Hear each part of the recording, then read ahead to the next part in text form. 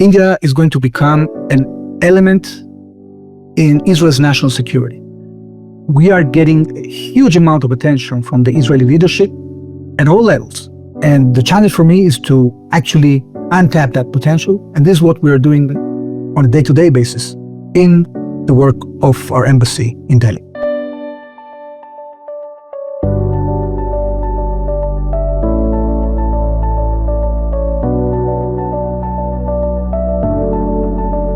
Welcome to the Misgav Institute for National Security's Mideast Horizons, the podcast for anyone who wants to truly understand what's happening in the Middle East beyond the headlines and spin.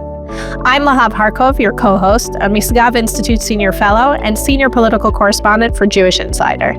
And I'm Fredman, your co-host and Executive Director of the Misgav Institute. The Misgav Institute is Israel's leading national security policy center focused on strengthening Israel's national security, regional cooperation, and international alliances.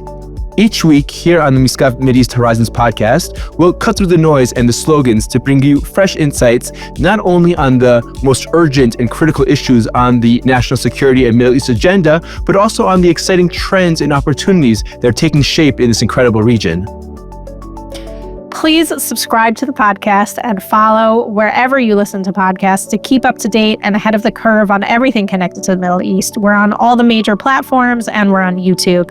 And of course, you can reach out to us with comments, suggestions, and sponsorship opportunities at mideasthorizonspodcast@gmail.com. This week, we have another amazing and very timely guest, Israel's Ambassador Reuven Azar, Israel's ambassador to India. Ambassador Azar, before serving as ambassador to India, served as the foreign policy advisor to Prime Minister Netanyahu and was quite involved in the Abraham Accords in that capacity. Before that, he served as a deputy ambassador in Washington, D.C. Before that, he served in Israel's embassies in Egypt, in Jordan, spent time working on the Middle East economic issues. Somebody who's certainly given the meeting that took place just yesterday between Prime Minister Netanyahu and United States President Trump has a very relevant and important insight into what is going on and what it might mean for the Middle East. So let's talk about the Trump-Netanyahu meeting. From what I understand from my sources in Washington, because I'm also covering this as a reporter, the big topics were Gaza ceasefire talks and Iran. Syria was also one of the topics. Trump would like there to be a peace agreement between Israel and Syria, but the indications and what I'm hearing is that's still pretty far from happening. Sure. And certainly the question of Gaza ceasefire, of a hostage deal has been the focus of discussions in Israel, and for obvious reasons. We still have 50 hostages in Gaza that we all want to see brought home. I think, though, that when obviously we know that hostage families have met with President Trump, that he's committed to this issue on a personal level, and I think we said an emotional level. We saw the meetings between him and hostage families. But I do think that when President Trump, and to also Prime Minister Netanyahu, when they look at this moment, and even when they look at Gaza, they're looking at this broader picture of a new order in the Middle East, a new order where Iran is weakened, where Israel and Saudi Arabia and other countries in the Middle East are able to expand their relations, normalize their relations in order for these new economic corridors to come to shape, which align with U.S. interests and with the U.S. competition with other global powers. But for all that to happen, certainly for the normalization component to happen, is critical that we have a de-escalation in Gaza. And I think that for President Trump, that's a key goal in terms of what he's looking to get in vis-a-vis the Gaza Strip. Yeah, so I think there's sort of an interesting dichotomy where the public discourse in Israel, and what President Trump is saying are very similar, actually, where they're both like saying, let's end the war, let's get all the hostages out. But when you talk to officials behind the scene, especially Israeli officials, they say that it's just not that simple. And the reason that the negotiations in Doha in Qatar this week were about a temporary ceasefire, a 60-day ceasefire, and not the end of the war, is that Hamas is just not willing to surrender yet. And Israel is not going to end the war until Hamas does not control Gaza, until, what Netanyahu has called total victory, right? And my understanding from a senior official in Netanyahu's delegation is that Hamas is not willing to put down its arms. The few leaders that remain at this point in the war are not willing to go into exile. And that Israel says without that, Hamas can do October 7th again. So Israel's not going to end the war. That I found that statement interesting in contrast with a BBC report for a couple of days ago, where they quoted an anonymous senior officer in Hamas security forces that says Hamas has lost control over 80% of the Gaza Strip, and that 95% of the leaders are dead. So the war might be able to end sooner if Hamas were to agree to a full ceasefire and end of war right now, but we might reach the end of the war through other means if this Hamas official's assessment is true. I think from also what I've been hearing from the American side is that both President Trump and then also from the Israeli side, Prime Minister Netanyahu, are both committed to this goal of a Gaza Strip, which Hamas does not control. And the important point here, and this is something that needs to be made clear, is that it's not just formal control, who is called a minister and sits in an office, but who has control de facto. If there's going to be a rebuilding of a hospital and there's going to be cement or heavy construction materials coming in, who ultimately is going to control? And I think that the BBC report was a little bit surprising, because I think while it's true, Hamas has fired a few rockets, but does not currently have the ability to carry out a massive attack against Israel, I believe that it still controls significantly more of the Gaza Strip in practice, except for potentially some areas in the south that Israel now controls, or that are more Hamas-free and controlled by other local actors. In most of the Gaza Strip, Hamas still, let's recall, has potentially tens of thousands of armed fighters, hundreds of kilometers of terror tunnels. Certainly once Israel pulls out, they will reemerge and still have the ability to anybody who opposes their rule to intimidate them, to harm them, to threaten them and their families. Well, then they also have the ability to inflict serious casualties. I mean, there's several Israeli soldiers were killed this week in Gaza, unfortunately. I agree, and we should. Today was to the news this morning. We're recording on July 8th. Was very tragic, with 5 Israeli soldiers losing their lives in the northern Gaza Strip. And I believe that there was a trap laid for them in a tunnel, so it sort of goes to your point. Right, or explosives at IEDs that went off as they were on a patrol. And that is leading Israel to question, how much longer should we continue the Gaza war? And you can certainly understand that feeling. On the other hand, we should ask the question of what happens if Hamas reestablishes control over Gaza. Are we going to find ourselves in another devastating war in a short period of time? But Lahav, I wanted to ask you, the issue of the President Trump's vision of voluntary emigration for Gazans from Gaza came up again in the meeting with Prime Minister Netanyahu. What do you make of that? Well, it's interesting because in front of the cameras, President Trump said, you should ask Netanyahu, and Netanyahu said sort of what he's been saying, which is that if people want to leave, they should be allowed to leave.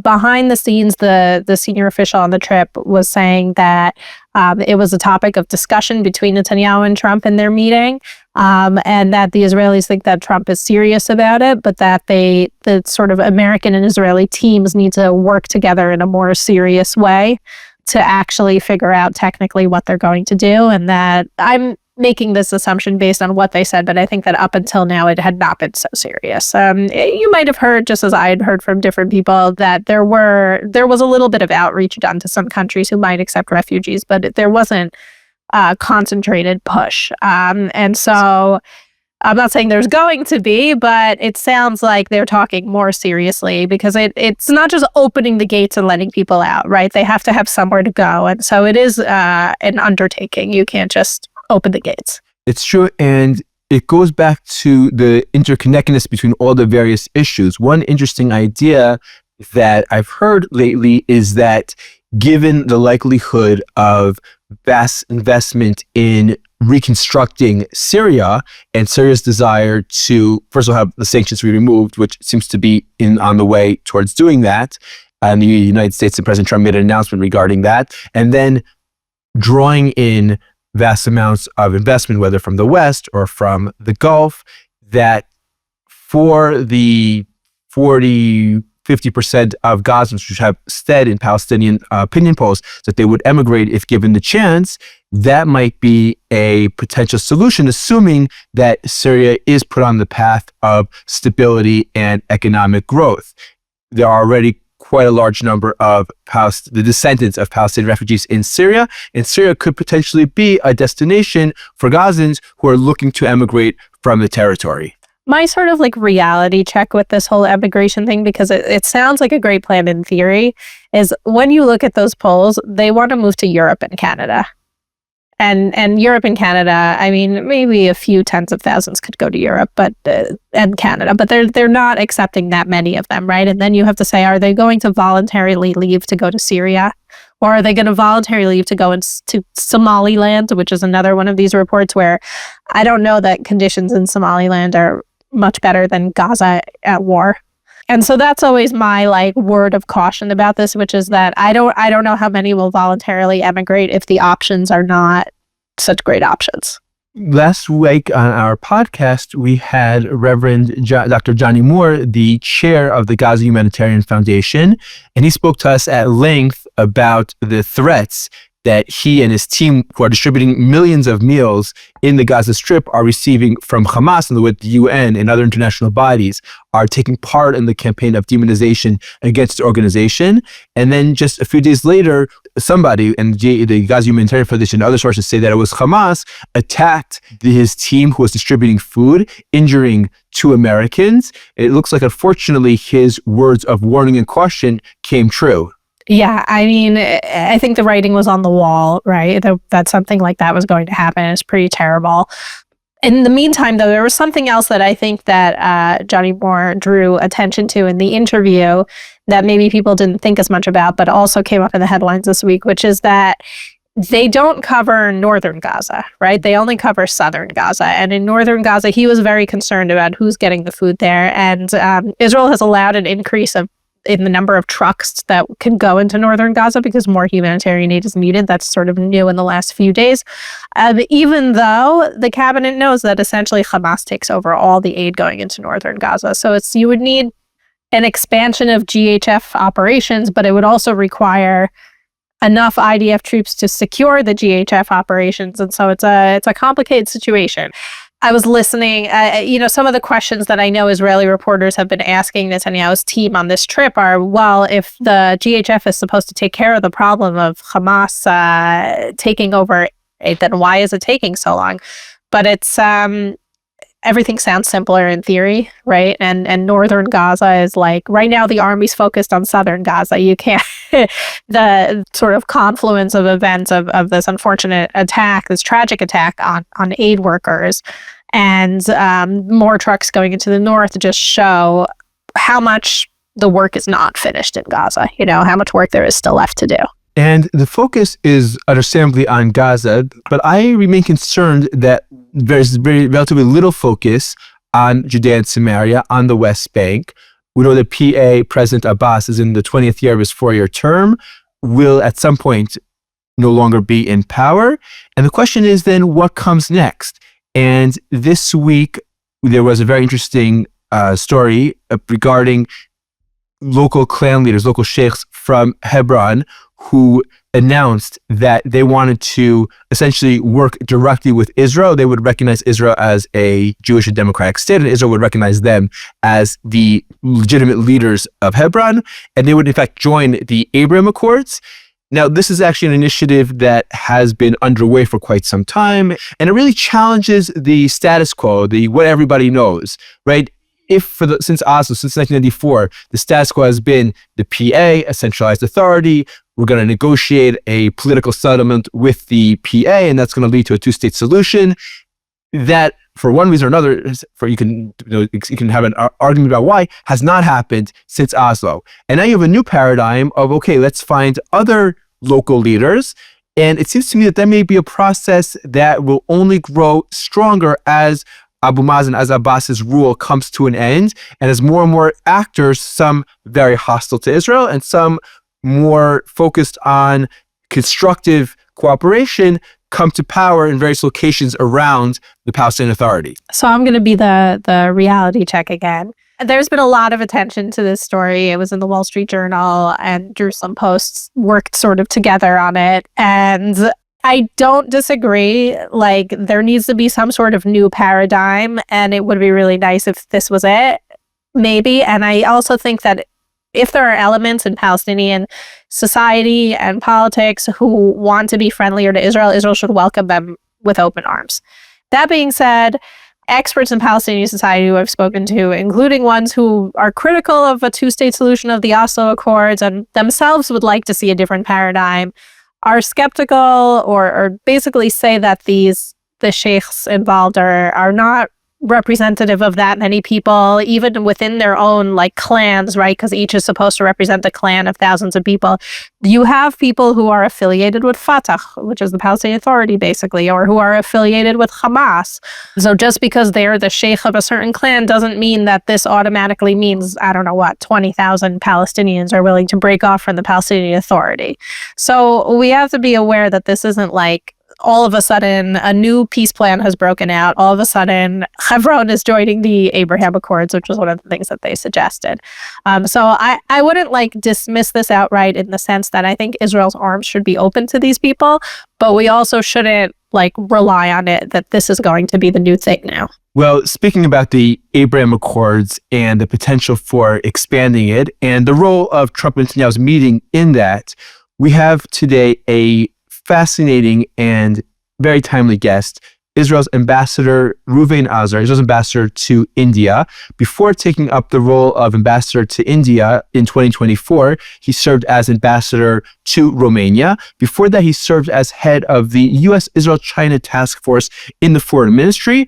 Prior to that, he served for a number of years as Prime Minister Netanyahu's foreign policy advisor, working closely with the Prime Minister on the most critical issues facing Israel's diplomacy. Before that role, he was Israel's deputy ambassador in Washington, D.C. In the past, he's also served in Israel's embassies in Jordan, in Egypt, and focused on critical issues related to Israel's role in the Middle East. So I think this is a fantastic time. We have a fantastic conversation. We're going to go deep, go beyond the headlines, and go down deep into what's really happening in the Middle East. What is the role of India, and especially what is the role of economics, investment, technology, infrastructure? How are all of these issues, which sometimes don't get the same headlines, but are really key factors in shaping the future of the Middle East? Ambassador Reuven Azar, it is a great pleasure to have you on our podcast. Welcome. It's been incredible to follow your career and all of your important contributions to regional cooperation to the State of Israel over the years. We know that while the Israeli discourse in Washington has been mostly focused a lot on the hostage deal, ceasefire, the topics that were discussed relate also to the future of regional cooperation, the Abraham Accords, the future of the Middle East. And what a lot of people don't realize is that India is a central player in shaping that vision of the future of the Middle East. So as Israel's ambassador to India, somebody who also worked directly on the Abraham Accords, what can you tell us about India's role in this future of regional normalization and the future of the Middle East? Well, thank you, Asher. Thank you, Lahav, for hosting me. India is a rising power, and it is now about $4 trillion, the size of its economy, and it's about to double that number in a few years. So they're going to become the third biggest economy in a couple of years. And they are now in intensive negotiations with the United States on a trade deal. The idea of a trade deal doesn't necessarily only means that you're going to have more merchandise flowing from east to west and vice versa, and therefore you need connectivity, and the Middle East is key. But also we're talking here about a technological partnership, about a partnership that is going to allow both India and the US to have the competitive advantage they need in world markets in a world that is becoming very competitive. Okay, so for us it's a huge opportunity because Israel is the biggest innovation hub outside the United States. India is interested in that innovation, and because of the geographic location of Israel and its neighbors. So India has been working in the last few years to establish a series of deals with the eastern part of IMEC, the India Middle East Economic Corridor. And these agreements are agreements to connect customs, to connect the ports, and they are creating a digital platform that would facilitate the flow of goods. Now, the plan is basically to have that IMA corridor expanded westernward to the west. And that would include countries like Saudi Arabia, Jordan, and Israel. As you know, in Haifa, there is an Indian port owned by a company called Adani. And there are other ports that are also working on that corridor. Actually, that corridor started more than a decade ago when the civil war in Syria started. And at that point, it was essential to get merchandise from Haifa to the Jordanian market and vice versa. But here we are talking about something that it's much more substantial, because we are talking about an opportunity to create a corridor that not only would include merchandise, but can include many other elements of connectivity. For example, energy projects. Other example would be, logistical centers. So I want to understand, I mean, I know over the years there's been talk about sort of rail connections, but also like fiber optic internet and other sort of energy projects. But where do things actually stand? I assume that the war in Gaza and all of the other fronts has slowed things down a lot. So could you give us like an idea of where we are right now and what you think could happen in the, say, short to medium term? So it's happening right now is a preliminary kind of stage in which you have think tanks that are, writing feasibility studies, like, for example, the Center for Maritime Strategies in Haifa, other think tanks in India, and they are connected already with think tanks in Saudi Arabia, in Jordan, in UAE, etc. So these guys are discussing options, possibilities, and doing research. Governments have been starting to engage. You're right that as long as we have the continuation of the conflict, it's going to be hard for countries like Jordan and Saudi to come officially to start dealing with that. But we know that they have an interest in that, and we know that there are private sector actors that have an interest in that.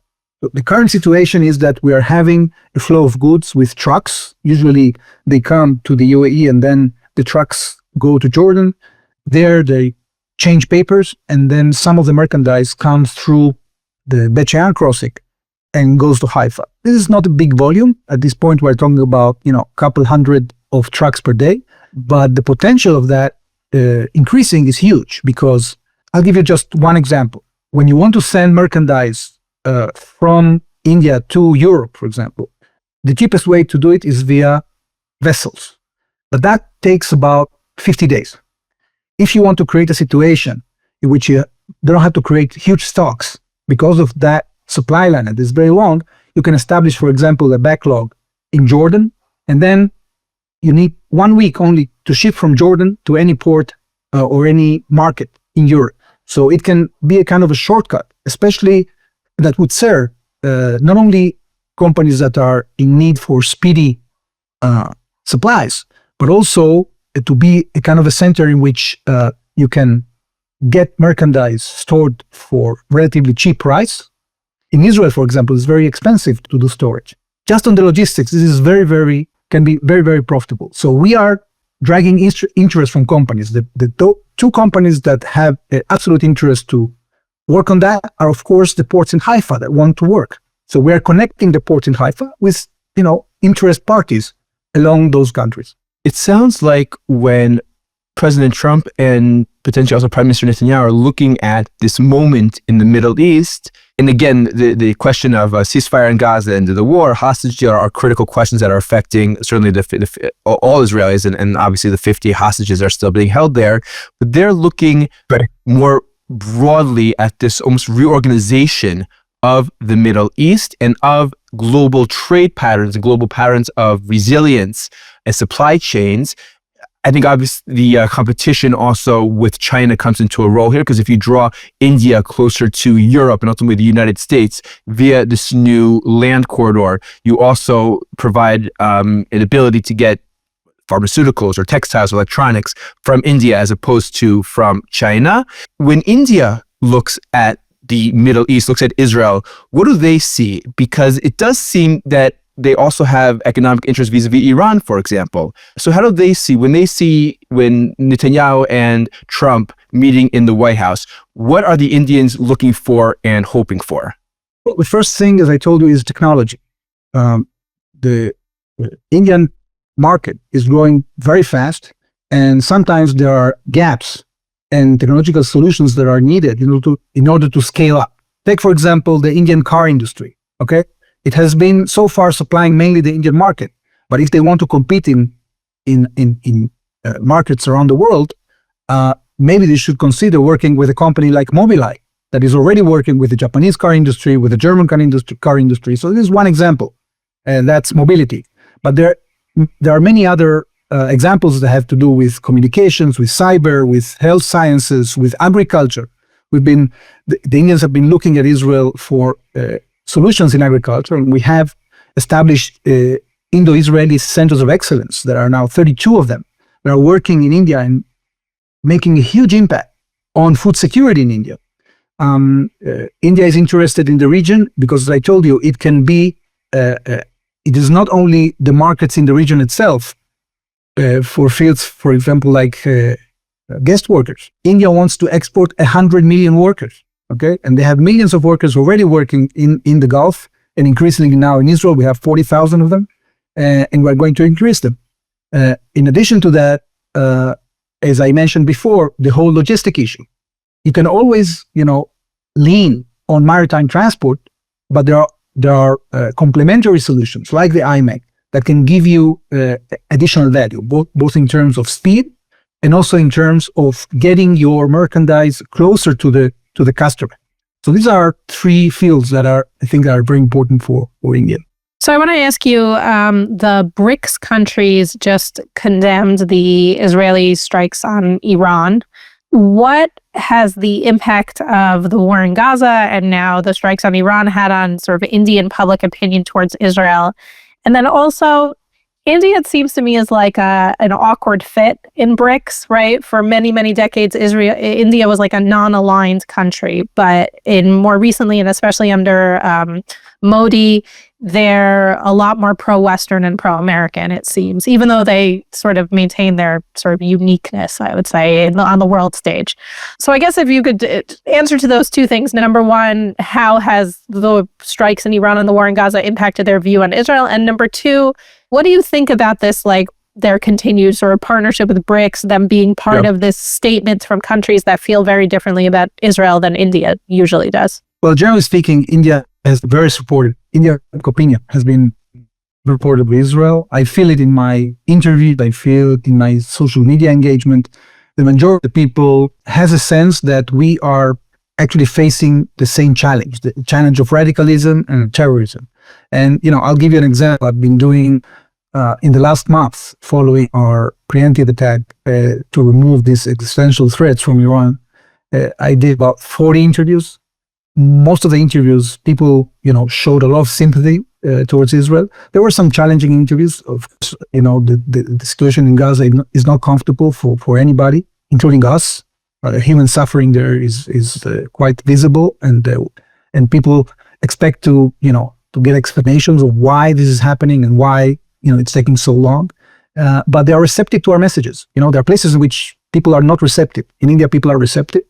And so we've been seeing this very positive attitude. There are, of course, those who are criticizing, especially, people from in the South, from opposition parties, parties that are more in line with more radical elements, etc. They are more critical. But we are managing to get to all these audiences and put forward our position, and I think we're getting to hundreds of millions of people. That's great. Now, on the multilateral sphere, I think that now on top of that, of course, there is the attitude of the government. India and the Prime Minister of India has been supporting Israel's right to self-defense following the 7th of October. And generally speaking, when it comes to international fora, they have been at least abstaining most of the time. So although you are right, and in BRICS they joined a declaration condemning us, I think what they got in return is a condemnation of the Pahalgam terrorist attack. So I think it was a sort of give and take kind of compromise they had to do. But generally speaking, they've been continuing with us our defense cooperation. we enjoy huge amounts of trust as a result of 30 years of very good cooperation between our defense establishment, and we are helping each other to basically construct, to produce the solutions we need to increase our capabilities when it comes to dealing with those threats. So yes, India, first of all, takes care of India, okay? And they have been, frustrated from the way in which they were treated, for example, in the United Nations, the fact that they don't have a seat in the Security Council. And they have been looking for alternative bodies to get their voice in a more effective way. The main body that they've been investing in is actually not BRICS, but the G20. There they seem to have more flexibility to serve their interest in shaping the rules of the game.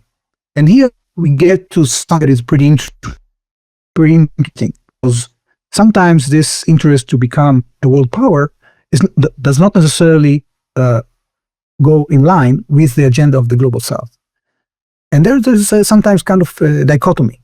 But at the end of the day, it represents a natural dichotomy. Ambassador Azar, you were previously, in a previous role, you were ambassador to Romania, but before that you were foreign policy advisor to the Prime Minister Netanyahu, and you served as deputy ambassador in Washington. Can you take us a little bit, I think our listeners would be very interesting to hear sort of behind the scenes, what it's like to prepare for a meeting in the White House with President Trump? Well, that's interesting. Look, there are different circles of work. There's the highest level, which is the personal level between a prime minister and a president. And then there is the professional circle around them. Usually the professional circles maintain contact on a day-to-day basis, and they are the one that prepare the main deliverables in such meetings. Naturally, when you have a relationship that is so wide and so deep between two countries, there are issues that are being sorted out on a day-to-day basis, but there are some issues that are left for the leaders to decide because they are too crucial or because there are some gap that you have to narrow. And therefore, usually before a visit like that, you crystallize from the system those issues that are more critical. For example, if there is an issue on defense procurement that needs to be sorted out, or there is an economic agreement has to be signed. Right now, for example, we are having these negotiations on a trade deal. Israel is usually, the guinea pig when the United States has a new policy. So the expectation is that the first to sort of cooperate with initiative, it would be Israel, because then that sets an example for the rest of the countries on how to treat an American initiative. So that creates sometimes pressures to expedite things at the leader level in order to give the sense that this relationship is going to the next level. One of the big issues on this trip is Iran. We've already discussed Iran a bit, but both President Trump and Prime Minister Netanyahu said they want to preserve the achievements of the operation in Iran, right? They want to make sure the nuclear program stays rolled back, the ballistic missile program stays rolled back. I know you have a lot of experience on this front in the National Security Council, and you were on the sanctions team. What do you think Israel is sort of trying to do on this front? Like, how can we preserve the achievements diplomatically? If I could just add to the question, do you think there may be a gap specifically related to the ballistic missile issue? Right, because sources on the delegation said last night that the U.S. and Israel are in sync, but I know that before that, that's been sort of one of the concerns, one of the things where they seem to have a different message. Well, look, I'm afraid to disappoint you because this is not my turf and not my responsibility. I'm not dealing with this on the day-to-day basis. The only thing that I can tell you out of my experience of dealing with these issues is that there are several things that, you have to sort out because as I said, there are different circles. There's the circle that the leaders themselves that might have an aim, and you have to verify whether those aims, are coordinated. And then you have the bureaucracy under that. And when it comes to the professional level, the bureaucracy, there are always nuances that can become very important because the immediate concerns of the parties can, although we have the same interest, can differ a bit. Take, for example, the geographical situation, okay? So there is a situation in which there are American assets in the region, there are Israeli assets. We are we, thanks to the Abraham Accords, have upgraded the capability to coordinate those interests at the military level and the bureaucratic level, thanks to the fact that Israel was moved from EUCOM to CENTCOM. So the fact that you had, during the last 20 months, many visits of General Kurila, for example, to Israel, that gives you a sense that there is much more coordination at that level, and that actually it's the potential for getting agreement and coordination and to really being in sync on all levels is much higher now than it used to be in the past. And that gives me a lot of optimism, without getting into the details, because I'm not into the details, that these things can be sorted out and we can continue to be in sync like we've been so far. And I think it has been pretty impressive the way that this entire operation against Iran was conducted, and how narrow, if at all, were the gaps between Israel and the United States while conducting it.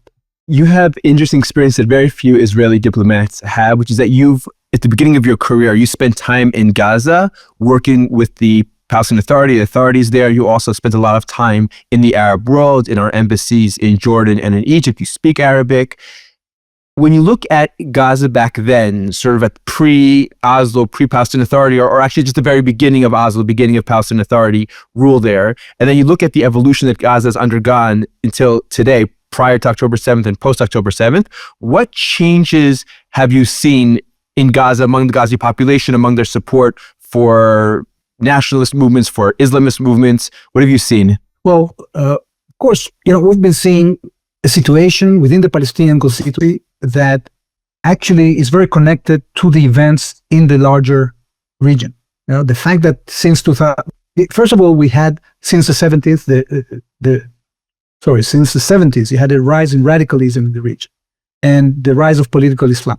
So that played a role also within the Palestinian constituency. Then you had the Arab Spring, and following that turmoil, you had collapse of several Arab states, and you had the civil war inside the Palestinian constituency, and that affected in a tremendous way the prospects of peace between us and the Palestinians.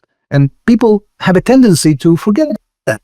So the fact that Hamas took over the Gaza Strip in 2007, the fact that we, sort of ignored that while we were conducting negotiations with the Palestinians on a peace deal, knowing that it would be almost impossible to implement that if we would have gotten to an agreement in Gaza. But more than that, having negotiations in a situation in which you have a radical force that is existing there and that is actually trying to exterminate not only the state of Israel, but also the other parties within the Palestinian constituency. That created a situation in which the prospects of negotiation and the prospects of getting to a solution were very, very slim as a result of something that happened in the larger region. So at the end of the day, not only that we failed to have a successful negotiation with the Palestinians, despite the fact that we gave very generous offers back in the year 2000, before the Second Intifada. Our offer was responded by Arafat by the Second Intifada in the terrible campaign of terror. But also when we negotiated again, in Annapolis and during Olbert's time, it was then even the chances of having a solution were even slimmer as a result of the civil war you had. After the Arab Spring, it exploded completely. So I felt it when I was in Europe. And it had negative effects, but it had positive effects, because following the Arab Spring, more and more countries got to the conclusion that actually Israel can be a partner in solving some of the problems. And I was giving you an example before when you started the conversation, when the Syria civil war started, and the ports in Tartus and Latakia weren't accessible for Jordan. Then they had a huge crisis in their economy, and we were able to ameliorate that through imports of bulk goods through Haifa to the Jordanian market. At that time, we did projects of cooperation, like, for example, the electronic seals project. At the time, there was a textile industry in Jordan that was exporting textiles to the United States under the QIZ legislation. And we using the very good security coordination between us and Jordan, we've been able to send this merchandise without security checks. We did after the crisis, we did also a project called the Roro trucks that used to come from Europe on ferries and then enter into Jordan, collect goods and go check-free to Europe back.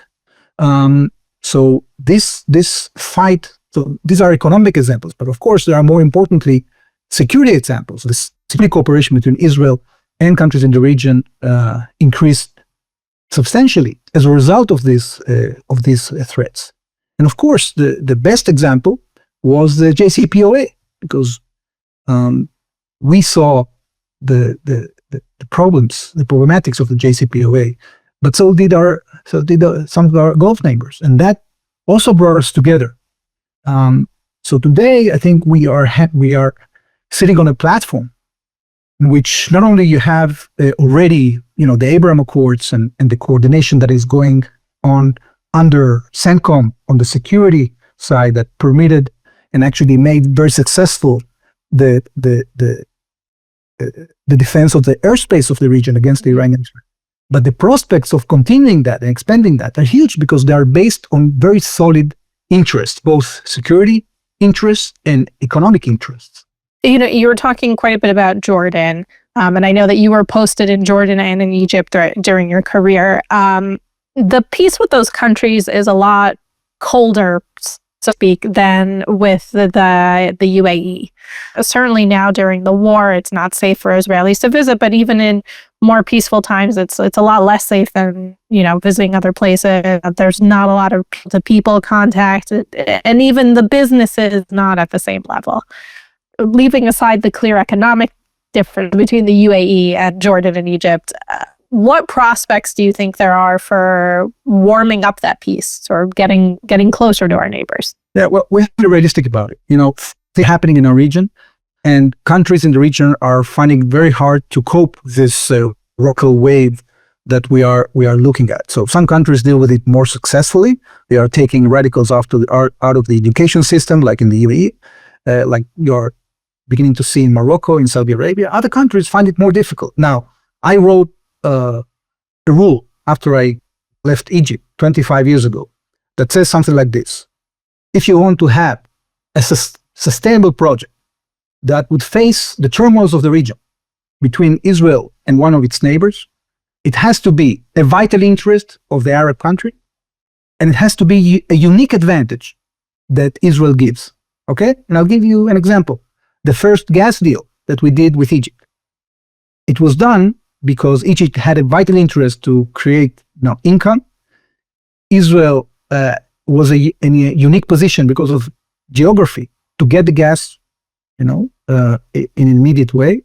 And there was a way that was found through an international company to have a kind of deniability factor, that if you have a crisis, then it's not the governments that have to deal with it on the day-to-day basis. It's Egypt just selling the gas to an international company, and that international company that owns the gas chooses to sell it to Israel. So until the turmoil, when the Muslim Brotherhood came to power, this actually worked very well and was very beneficial both for Egypt and for Israel. Take the gas deal between Israel and Jordan. So despite the fact that there is a very, powerful element of Muslim Brotherhood, which by the way was banned in Jordan now, and of Palestinian constituency that is against normalization, Jordan found a way, as a result of the fact that it is the vital interest of their energy, to get Israeli gas, to buy it. We even did an agreement on water, which was an historical agreement, because the water agreement we signed back then, actually, it was the first agreement in the world in which we priced water. Water is usually something that was never priced in an international transaction. And we did it with Jordan, okay? It's a world precedent. And that is working, despite all the crisis. So we have to be realistic and work to fulfill the common interest, not to think that because we have an interest, we'll be able to impose it on them, or they will be able to impose on us the terms of a ceasefire, for example, which has to do with our national security. So as long as you are realistic when it comes to understanding the interests of both sides, you can crystallize what is the common interest and find creative ways and sustainable ways of actually creating those projects and make them sustain all the crises that we have seen and we will probably, see in the future. So apropos crises, and you were involved in the Abraham Accords behind the scenes, including as foreign policy advisor to the Prime Minister. There were other crises, geopolitical tensions, conflicts before the October 7th, and on the same scale. Can you give an example of a time where you felt there was a lot of stress or even a crisis in Abraham Accords relations, but the partners, Israel and its partners, were able to get through them and maintain the positive momentum, and what they may be able to teach us for restoring the positive momentum today? Well, I don't remember a crisis in the context of the Abraham Accords, but I can tell you something that, you maybe haven't thought about. Sometimes, because of the central role of Israel as an economy, you have different interests within a country, okay? So there were, in our relations with Jordan, for example, there were offers done by the Israeli side that we couldn't fulfill because of conflict of interest inside Israel. Take, for example, the common airport we wanted to build, or the Red Sea, Dead Sea pipeline, projects that haven't materialized. And sometimes they haven't materialized either because the circumstances have changed in terms of this economy, the feasibility of the projects, or because there were different parties inside the Israeli constituency that weren't coordinated. So what I did, following the Abraham Accords, when we had to deal with promoting all this normalization process, is to make sure that the interagency process in Israel is working well. And that required some negotiations because, people were very enthusiastic at that point and they wanted to lead their initiatives. Before we can negotiate with the enemies or with peace parties, you have to learn to negotiate with ourselves. Exactly, yes. And that is very important because if you don't do that and you work in an uncoordinated way, sometimes you can have one minister can have an initiative and the other ministry will make it fail. So we fortunately created a committee that was formed by the Director General of the Prime Minister's Office, the Director General of the Foreign Ministry, and they coordinated the entire activity for all the ministries in Israel. And that created a kind of an organized process that brought us to sign deals very fast. Sometimes you have conflicting interests. I'll give you another example. Today you have a visa-free agreement with the UAE. You think that was that easy to get into that? Probably you would expect that there would be some security, considerations given the fact that it's an Arab country, right? But we've been able to overcome that. So the coordination within Israel sometimes is crucial to make sure that normalization projects can work, and that is the case with IMEC as well. If we get into a stage in which the negotiations on that will materialize, you will have to have a lot of coordination to see that things are working smoothly. And today there is a team led by the Director General of the Foreign Ministry, Eden Barkal, that is coordinating the activities of all the ministries in that regard. So on a different topic, I saw that you were on the Israel-China-US task force. That couldn't have been an easy job. I think the U.S. is often a little frustrated with Israel's approach to China when it comes to infrastructure projects in Israel and tech investments and things like that. And I know now you're in India, which is also very concerned about China. Is there anything you could tell us now about where Israel stands, how its policy might have changed over the years when it comes to Chinese involvement in essential infrastructure and sort of other potentially difficult areas? Well, again, this is not my responsibility today. So whatever I'll share is some of the experience of dealing with that subject, but without dealing with current issues, okay? This initiative started in 2018 by the American administration, and it was, one of the signs that was very important for the United States is that it was completely bipartisan. After the Trump administration was replaced by the Biden administration, the same line continued, okay? So we had a challenge because I think there was a lot of misunderstanding about the nature of Israel's relations with China. And, one of the things, for example, that made it a lot of noise was the port in Haifa. the Chinese port of Haifa. So you happened to speak with a person that actually, handled with that issue personally, because we wanted to avoid an unnecessary crisis with the United States. And I actually checked on that, and I saw that the agreement that we signed with a Chinese company to operate that port was actually a pretty comprehensive and good agreement that gave us all the tools from the security point of view to make sure that our national security interests are not undermined. To the extent that we share that information with the United States, because in the US ports, you had a situation in which there, for example, were Chinese cranes that are the best cranes in the world, these automatic cranes that are being used everywhere in any modern port. And those over there weren't regulated at all. So we actually offered cooperation with the United States to deal with such threats. One of the concerns, for example, were cyber threats that are coming from maritime activity. And we formed a joint group to deal with those. When it comes to infrastructure, we have taken the necessary measure to make sure that when tenders are being written, national security interests of Israel are being included in those in the parameters of the tenders. Because in the past, this was just to be a kind of the job of the finance ministry without involving any other security establishment entities. And there was a fear that if the security establishment sort of imposes its opinion in a let's say unmeditated way, this can undermine the economic interests of Israel. So this was done after a very long debate in Israel. Unfortunately, I think this is working pretty well now. The other concern that you were mentioning is the technology issue that in the private sector. And that actually was pretty easy to sort out because, as you know better than me, 80% of foreign investment to Israel, to the high-tech sector, is coming from the United States. So no company in Israel that wants to continue working with the United States would actually do anything that would undermine that.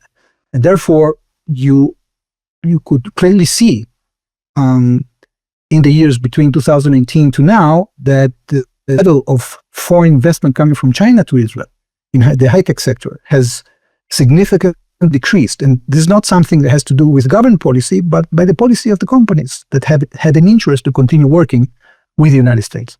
Thank you. Well, this has been a fascinating and in-depth and serious discussion about the future of the region and even of East-West relations, specifically for us from the economic perspective, which is crucial for the strategic and the security and the diplomatic elements, but often gets overlooked. I have a last question. We've talked at what India is looking for from Israel. What can Israel or Israelis learn from India? Well, this is becoming not only an important, but a crucial relationship for Israel.